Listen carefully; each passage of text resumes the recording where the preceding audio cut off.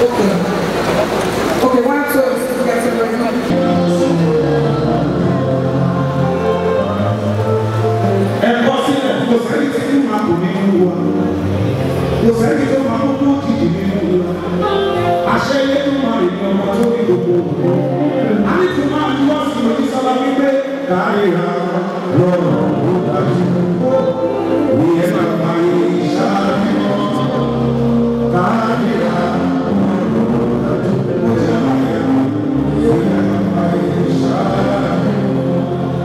Thank you very much. God bless you.